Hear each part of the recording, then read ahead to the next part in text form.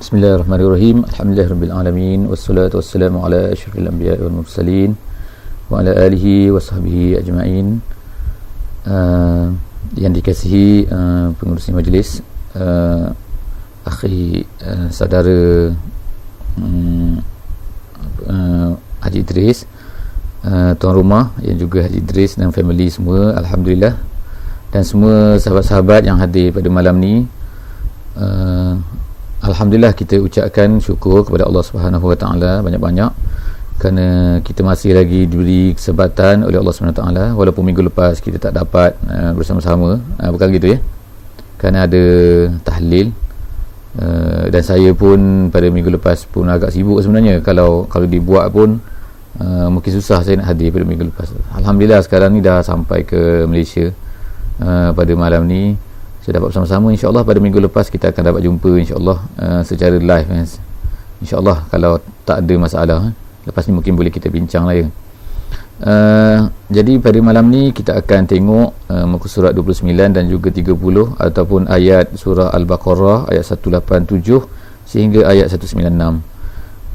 Jadi pada minggu lepas kita alhamdulillah membicarakan pada muka surat 28, iaitu tentang ayat puasa, dan juga sebelum daripada tu tentang ayat Qisas, kemudian juga ayat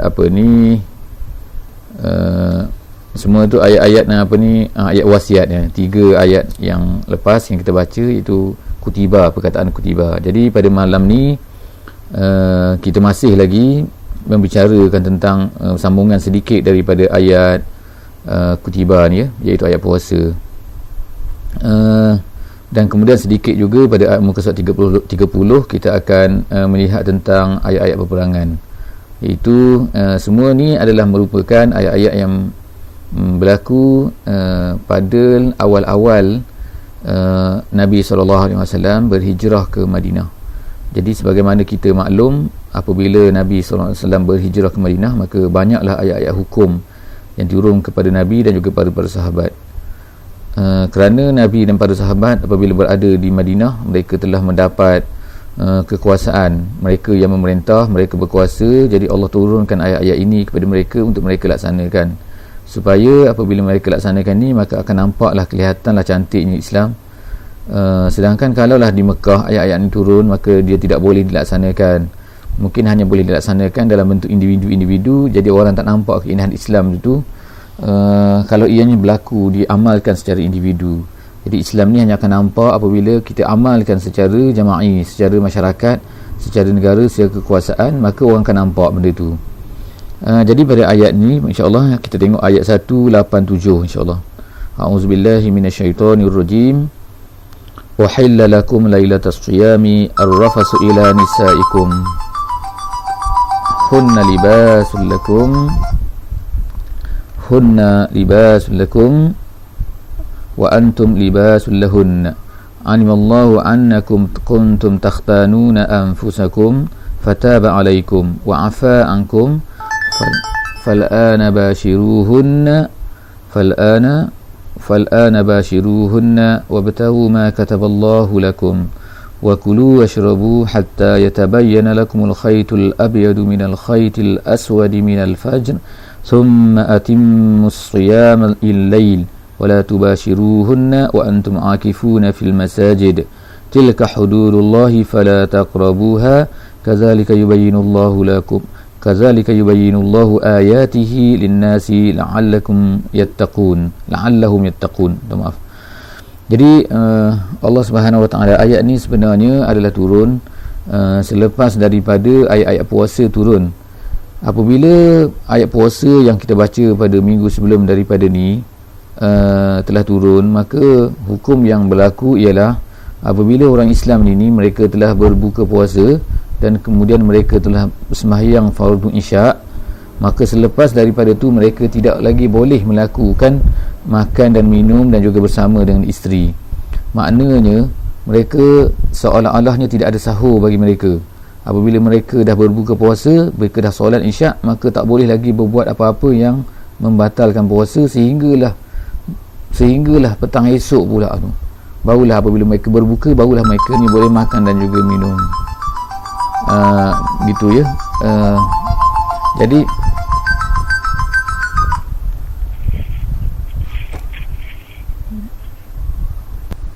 kemudian seterusnya mereka ini jadi benda tu menjadi satu keberatan kepada mereka tak boleh melaksanakan apa ni, perkara tu memang seberat, dan setengah-setengah daripada mereka telah membuat benda-benda tersebut selepas daripada waktu isyak. Di antaranya ialah apa yang berlaku kepada Sayyidina Umar radhiyallahu anhu, kepada Sayyidina Umar, yakni dia pun terbuat juga selepas daripada solat isyak ini. Ialah waktu yang panjang, jadi manalah boleh nak jaga sangat kan benda-benda macam ni. Ada setengah-setengah sahabat tu, dia ni selepas daripada waktu maghrib, di sembahyang maghrib, selepas waktu maghrib tertidur, kemudian apabila terbangun habis solat isyak, jadi dia terus solat isyak. Jadi selepas tu dia tak sempat nak makan, tak sempat bersama dengan isteri dan sebagainya. Jadi apabila dah sembahyang isyak ini, dah lapar dah apa, termakanlah juga kan. Jadi ini memberi satu kebegatan kepada mereka. Perkara yang berlaku kepada Sayyidina Umar radhiyallahu anhu ini, dan juga kepada Ka'ab bin Malik, dan juga kepada sahabat-sahabat yang lain yang sangat ramai ini, menyebabkan satu keberatan kepada mereka, menyebabkan Allah Subhanahu Wa Taala selepas itu menurunkan ayat ini, iaitu ayat dihalalkan bagi kamu pada malam berpuasa dia bersama-sama dengan isteri kamu. Jadi, sebab apa? Jadi Allah Subhanahu Wa Taala memberilah gambaran kepada kita semua, iaitu dia kata suami isteri ini adalah seumpama pakaian. Jadi pakaian ni ialah satu benda yang melekat pada badan. Jadi hunna libasul lakum, perempuan kamu itu dia adalah pakaian bagi kamu, dan kamu pula adalah pakaian bagi mereka. Jadi maknanya satu-satunya manusia yang boleh berdekat-dekatan ni di antara lelaki dan perempuan ni ialah suami isteri. Jadi kalaulah suami isteri ni dilarang daripada membuat benda tu pada bulan puasa, jadi ini adalah satu menyusahkanlah kepada orang Islam. Sehingga pada awal-awal diriwayatkan bahawa mereka ni satu bulan ni tidak bersama-sama dengan isteri. Padahal kalau duduk jauh tak apalah kan, tapi dah duduk dekat, macam mana jadi oleh kerana itulah maka Allah SWT menurunkan dihalalkan bagi kamu. Jadi ayat ini seolah-olahnya menasahkan hukum yang awal, iaitu mereka tidak boleh bersama-sama dengan isteri dan makan dan minum selepas daripada sembahyang isyak. Jadi Allah Subhanahu Wa Taala kata, alimallahu annakum kuntum takhtanuna anfusakum. Allah tahu semua bahawa kamu ni dah membuat khianat dah terhadap diri kamu. Jadi takhtanu itu ialah berkhianat kalau ikut maknanya lah, tapi maknanya mereka ni tak mampu untuk tahan diri mereka jadi Allah kata fataba alaikum, tak apalah, Allah Taala memaafkan kamu, wa afa ankum. Tak cukup saja dengan bertaubat, Allah memberi taubat kepada mereka, dan juga Allah Ta'ala memaafkan mereka. Jadi Allah kata fal'ana bashiruhunna, jadi sekarang ni tak apalah, tak kisahlah, bersama-samalah kamu dengan isteri kamu, wabtaghu ma kataballahu lakum, dan carilah apa yang Allah Ta'ala telah berikan kepada kamu. Jadi ulama-ulama tafsir sini berbeza-beza pendapat, apakah yang dimaksudkan dengan wabtaghu ma kataballahu lakum, carilah apa yang Allah Ta'ala telah tuliskan, yang Allah Ta'ala berikan kepada kamu. Ada yang kata iaitu bersama-sama dengan isteri itu. Ada yang kata wabtaghu ma kataballahu lakum, carilah apa yang Allah telah berikan kepada kamu, iaitu rukhsah. Rukhsah di sini iaitu boleh membuat apa saja pada waktu malam pada semasa bulan puasa. Ataupun ada yang kata juga iaitu maksudnya ialah anak, carilah anak sebagaimana Allah Taala telah tetapkan kepada kamu. Wa kulu washrabu, kemudian makan minum. Jadi Allah Taala ini sayang sangat kepada hamba-hambanya kat sini, yang kita boleh dapati. Jadi tidak sekadar je kata kat sini boleh buat dengan isteri dan sebagainya, dan juga untuk makanlah dan minumlah. Tapi bukan maknanya sini makan dan minum sini wajib makan dan minum tu tetapi maknanya kamu boleh, sebab dalam kaedahnya apabila satu suruhan daripada Allah yang sebelumnya ada larangan, maka itu menunjukkan harus. Itu kaedah dalam usul fiqh, iaitu sesuatu suruhan yang datang selepas daripada larangan itu menunjukkan harus, bukan menunjukkan wajib. Jadi wakulu washrabu hatta yatabayyana lakumul khaytul abyadu minal khaytil aswadi minal fajri. Makan dan minumlah sehinggalah, maknanya boleh makan dan boleh minum sampai bila, iaitu sampai jelas kepada kamu di antara benang putih dengan benang hitam. Benang hitam ayat tu asalnya turun kat situ saja, iaitu boleh makan, boleh minum, sehingga jelas kepada kamu mana benang putih, mana benang hitam. Jadi adalah para sahabat ini, di kalangan mereka ni, apabila mereka nak tidur, mereka ikatkan satu benang putih, satu benang hitam di kaki. Jadi bila mereka bangun pada waktu malam, mereka makan, mereka tengok, makan sekejap, tengok benang putih nampak lagi benang hitam. Memanglah tak nampak ya, sebab rumah sahabat-sahabat dulu gelap, tak ada pelita, tak ada apa kan. Ada setengah-setengah sahabat tu ambil tali unta, tali pengikat unta yang satu warna putih, satu warna hitam, diletakkan di bawah bantal. Jadi apabila bangun, mereka tengoklah nampak tak nampak benang putih dengan benang hitam tu. Jadi kalau nampak beza di antara putih dengan hitam, jadi maknanya mereka tak boleh makan lagi. Tapi kalau tak nampak lagi, maka mereka teruslah makan dan juga minum. Itu yang mereka buat. Tapi selepas daripada itu turunlah minal fajri, perkataan minal fajri, iaitu nak menjelaskan sebenarnya benang putih dengan benang hitam tu bukanlah maknanya benang tu, tetapi yang dimaksudkan itu ialah siang dan juga malam. Jadi adanya perkataan minal fajri itu menjelaskan yang maksudkan benang putih benang hitam itu ialah malam dan siang, itu jelas di antara malam dengan siang. Summa, kemudian Allah kata summa atimmus siyama ilal lail, dan kemudian teruskanlah, boleh makan dan boleh minum sehingga naik fajar maksudnya, dan kemudian bolehlah kamu sempurnakan puasa itu sehinggalah datangnya waktu malam, iaitu datangnya maghrib. Seterusnya wala tubashiruhunna wa antum akifuna fil masajid. Kemudian satu lagi, kamu tidak boleh untuk bersama-sama dengan isteri kamu sedangkan semasa itu kamu berada iktikaf dalam masjid. Ada setengah-setengah sahabat ni, apabila dia ni iktikaf dalam masjid, dia keluar daripada masjid. Ini maksudnya pada waktu malam ya. Jadi apabila dia selesai iktikaf dalam masjid tu, dia keluar daripada masjid, dia pergi duduk bersama dengan isteri dia, kemudian baru balik semula ke masjid. Jadi tak boleh, bila dia iktikaf tak boleh putuskan iktikaf dengan buat macam tu kan. So iktikaf apabila nak berhenti iktikaf, so berhenti iktikaf. Tilka hududullah. Kemudian Allah kata itulah semua adalah batasan-batasan Allah. Jadi hudud Allah ni maknanya hudud ni makna sempadannya. Itulah sempadan Allah. Fala taqrabuha, dan jangan kamu dekatinya. Maknanya itu sempadan-sempadannya, jangan kamu pergi dekat-dekat tu, takut nanti ni. Jadi maknanya kalau kita pun berpuasa, maka kita ni kena jaga, jangan sampai keluar fajar barulah nak berhenti makan Sebab itulah mungkin hikmahnya Allah, ulama-ulama membuat satu waktu yang dinamakan sebagai waktu dipanggil waktu imsak waktu imsak. Jadi maknanya supaya kita ni jangan dah sampai naik dah subuh barulah nak berhenti So kena adalah jarak waktu sikit tu supaya ada waktu kita ni selamat sikit Jadi fala taqrabuha, jangan kamu dekatinya. Kadzalika yubayyinullahu lakum ayatihi, dan begitulah Allah jelaskan ayat-ayatnya linnas, kepada manusia, la'allahum yattaqun, semoga mereka ini bertakwa. Habis ayat tentang puasa pada ayat 187.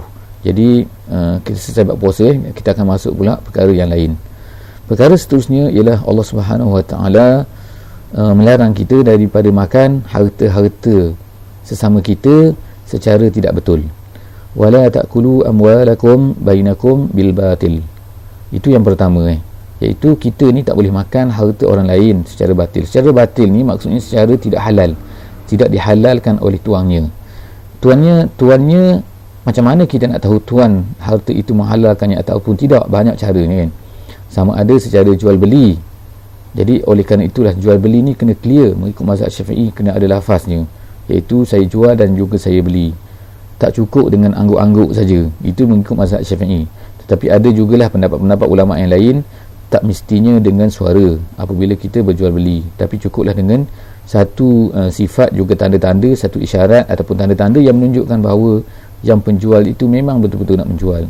So kalau dia di kedai itu dia letakkan tanda kat situ dan kemudian tu ada kaunter bayaran, dan kita pergi bayar ke kaunter, kita dah bayar duit, dia bagi resip, itu maknanya tanda dia dah setuju dengan kita. Maknanya itu ditanda tidak lagi dimasuk dalam kategori bil batil. Jadi mana-mana benda yang tidak melalui satu proses yang menandakan bahawa itu halal ataupun tidak, tuannya tak tahu halal ataupun menghalalkan kepada kita ataupun tidak, maka pada ketika itu maka benda itu adalah dikira sebagai benda yang batil. Jadi oleh kerana itulah kita ni tak boleh mudah-mudah dengan harta orang Jadi dilarang kita memakan harta sesama kamu dengan batil. Kemudian lagi larangan seterusnya ialah wa tudlu biha ilal hukam litakulu fariqan min amwalin nas, iaitu kamu kat sini, iaitu kamu memberikan sebahagian daripada harta kamu ini kepada hakim-hakim ataupun kepada orang-orang yang berkuasa supaya kamu dapat makan harta bahagian daripada kamu.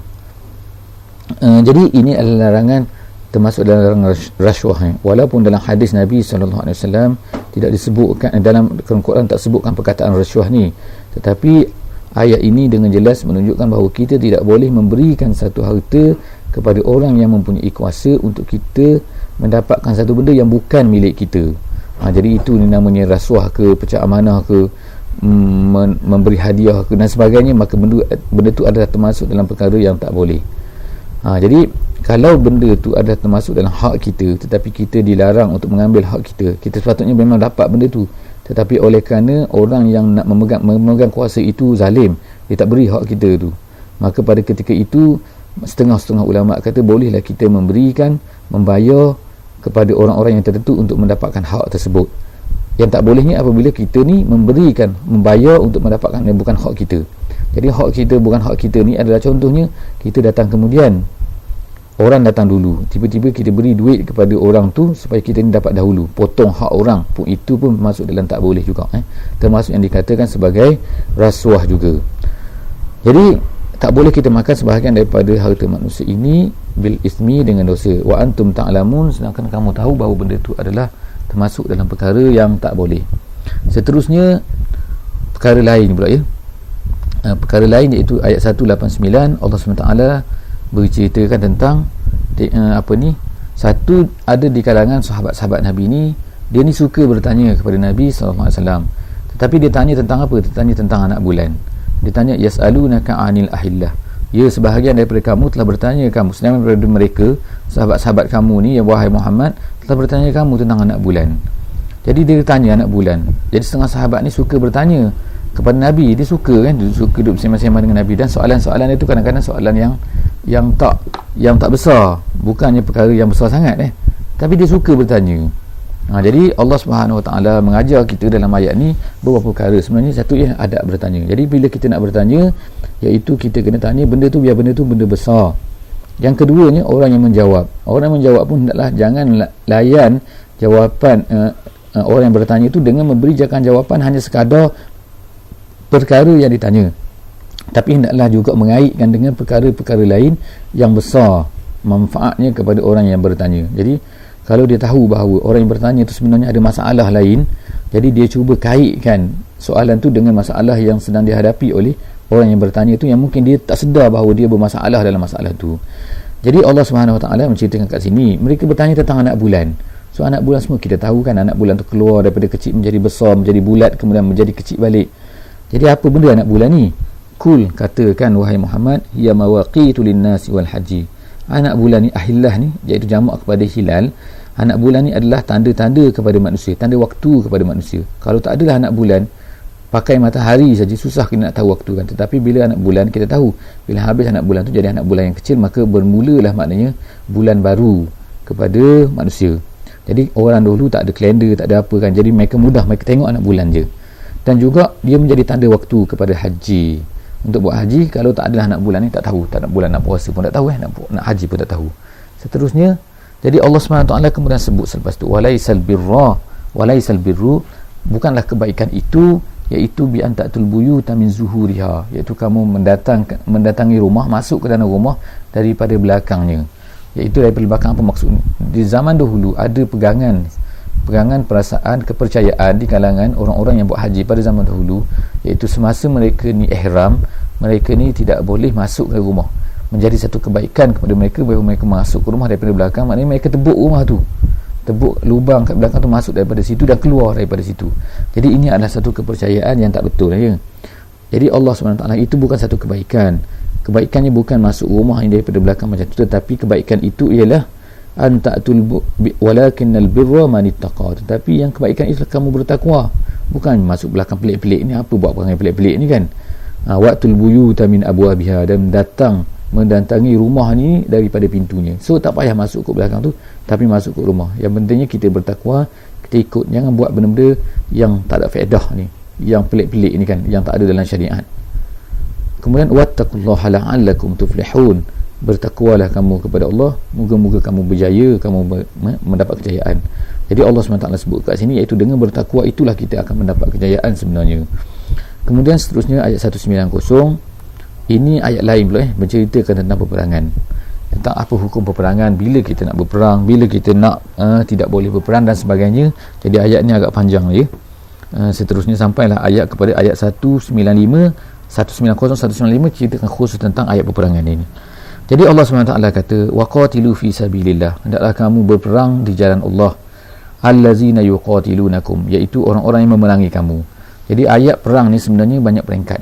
Ada peringkat pertama, iaitu kita tidak dibenarkan berperang. Orang Islam tak dibenarkan berperang semasa mereka berada di Mekah. Kemudian selepas berada di Mekah, mereka diizinkan berperang. Kemudian dalam ayat ni, mereka ini disuruh berperang. Jadi lain Yang pertama, di Mekah langsung selama 13 tahun mereka tidak boleh berperang. Kalau berlaku orang pukul mereka dan sebagainya, so mereka tidak boleh melawan balik. Keadaan ini maknanya adalah menguji kesabaran mereka, menguji iman mereka, biar mereka ni tak boleh melawan. Jadi itu menguji kesabaran mereka. Mereka tidak melawan kerana Allah Subhanahu Wa Taala tak suruh mereka melawan dan larang mereka daripada melawan. Selepas daripada itu, Allah Subhanahu Wa Taala kata, kena sekarang ni kenalah melawan, tapi kenalah memerangi orang-orang kafir, iaitu orang memerangi kita. Ini pun satu peringkat sebenarnya. Selepas daripada ni ada satu peringkat lain, iaitu kita kena memerangi orang-orang kafir ini sehingga tidak berlaku lagi fitnah, sebagaimana ayat selepas daripada ni. Jadi Allah SWT kata, hendaklah kamu berperang di jalan Allah.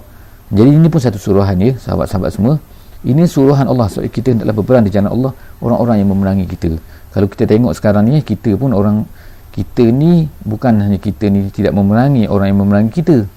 Bukannya sepatutnya kita ni menyebarkan Islam seluruh dunia, tetapi kita ni orang memerangi kita pun kita tak memerangi balik. Sebagaimana berlaku di negeri Iraq sebagai contohnya, orang Islam diperangi.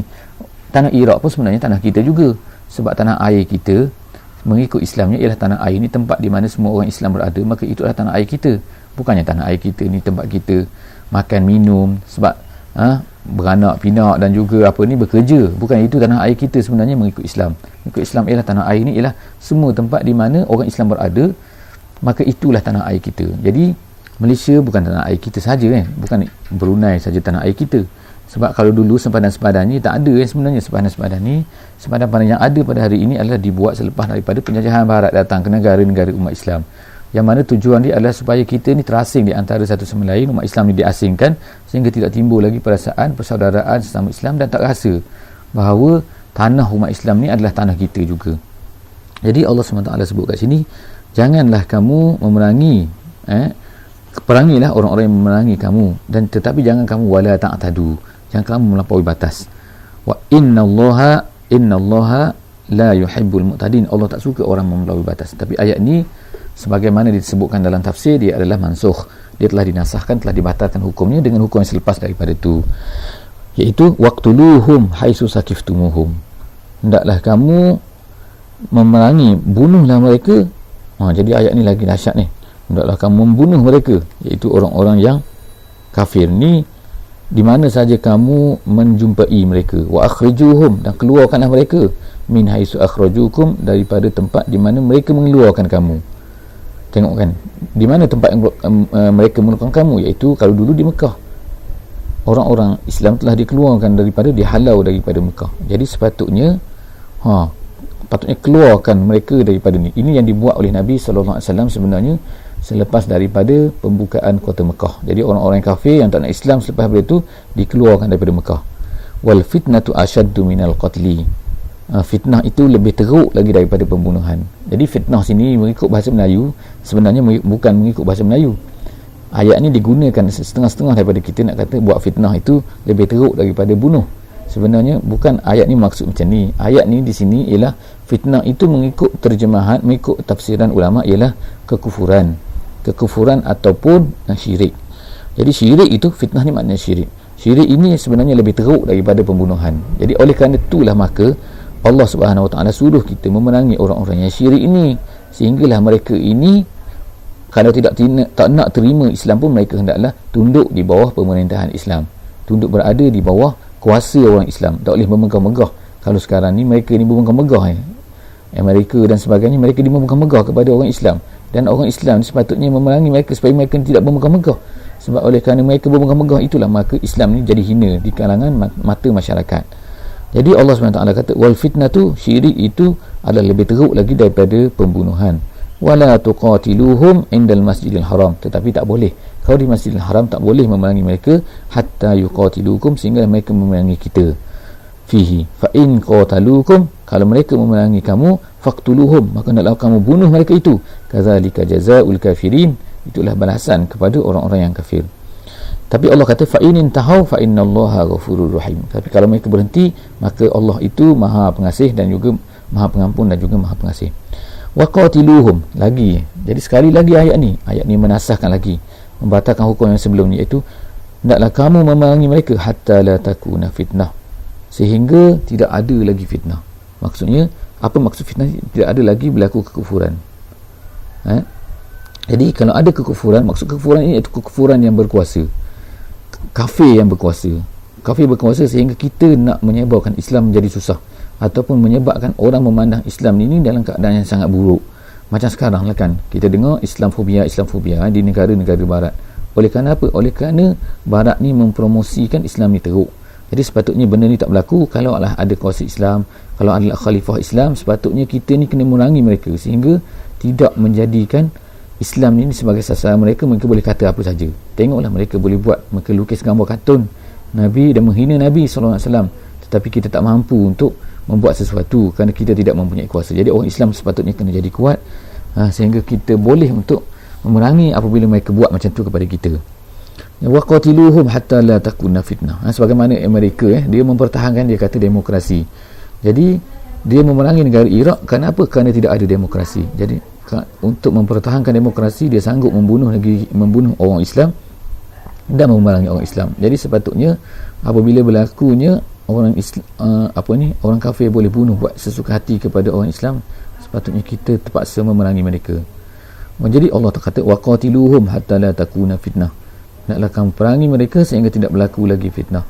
Wa yakuna ad-dinu lillah, dan jadilah agama itu hanyalah kepada Allah. Maksudnya jadilah pemerintahan, jadilah ketundukan itu semuanya adalah milik Allah. Fa in intahu, kalau mereka berhenti, fala udwana illa 'alal zalimin, maka tak boleh lagi kita melakukan melakukan udwan, iaitu menyerang mereka itu, kecualilah ke atas orang-orang yang zalim. Kemudian Allah kata asy-syahrul haram, bulan haram itu bisyahril haram, wal hurumatu qisas. Kalau mereka buat kita pada bulan haram, maka kita boleh buat juga dengan bulan haram. Tapi kalau mereka tak buat kita pada bulan haram, maka tak bolehlah kita melakukan sesuatu kepada mereka pada bulan haram. Wal hurumatu qisas, dan Allah SWT kata, dan pelanggaran terhadap bulan-bulan haram, iaitu hurumat ni, hurumat maksud benda-benda yang diharamkan dilakukan pada bulan haram, kalau mereka buat, maka kita boleh balas balik. Itu maksudnya wal hurumatu qisas, kita boleh balas balik mereka walaupun benda itu dilarang pada bulan haram. Faman i'tada 'alaikum fa'tadu 'alaihi bimisli ma i'tada 'alaikum. Tapi sesiapa yang memerangi kamu, melampaui batas ke atas kamu, maka hendaklah kamu juga memerangi mereka sebagaimana mereka memerangi kamu. Wattaqullaha wa'lamu annallaha ma'al muttaqin, dan bertakwalah kamu semua kepada Allah. Kita semua hendak bertakwa kepada Allah, dan ketahuilah Allah Ta'ala itu bersama dengan orang yang muttaqin. Jadi kalau kita nak bersama Allah ni, menjadikan Allah kita bersama-sama dengan kita, adalah kita menjadi orang-orang yang bertakwa. Wa anfiqu fi sabilillahi wa la tulqu bi aydikum ila tahlukah. Dan kemudian lagi Allah Ta'ala kata, dan hendaklah kamu menginfakkan harta di jalan Allah. Jadi ini adalah arahan daripada Allah Ta'ala supaya kita ni, bila kita ada harta, hendaklah kita fikir banyak manakah kita menginfakkan di jalan Allah. Jadi disebutkan dalam tafsir kat sini, dalam tafsir jalan lain dikatakan bahawa infak harta di jalan Allah ini ialah untuk peperangan dan juga untuk dakwah, untuk menyebarkan Islam. Jadi hendaklah kita menginfakkan harta di jalan Allah untuk menyebarkan Islam ini. Dan wala tulqu bi aydikum ila tahlukah, dan janganlah kamu mencampakkan diri kamu ke dalam kebinasaan. Ada setengah-setengah orang telah silap memahami ayat ini, iaitu dan silap memahami janganlah kamu campakkan diri kamu ke dalam kebinasaan ini, maksudnya janganlah kamu terlalu banyak sangat menginfakkan di jalan Allah. Jadi ayat ini sepatutnya terbalik, difahami, ditafsirkan oleh ulama-ulama tafsir. Dia kata janganlah, hendaklah kamu menginfakkan harta kamu di jalan Allah untuk jihad, untuk dakwah dan sebagainya, dan jangan kamu campakkan diri kamu ke dalam kebinasaan. Maksudnya janganlah kamu tidak menginfakkan harta di jalan Allah, kerana apabila kita tidak menginfakkan harta, memberikan harta kita di jalan Allah untuk dakwah dan juga untuk jihad, maka akan berlakulah orang kafir ini akan menjadi menjadi kuat. Jadi apabila orang kafir menjadi kuat, maka akan berlakulah kebinasaan kepada agama orang Islam, kepada agama Islam, apabila orang lagi tidak beramal dengan Islam. Jadi apa yang kita tengok pada hari ini, iaitu orang tidak beramal dengan Islam.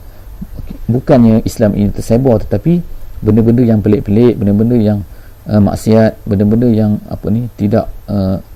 tidak tunduk kepada Allah, kekufuran dan sebagainya masuk ke dalam masyarakat kita dengan dahsyatnya kan. Kenapa?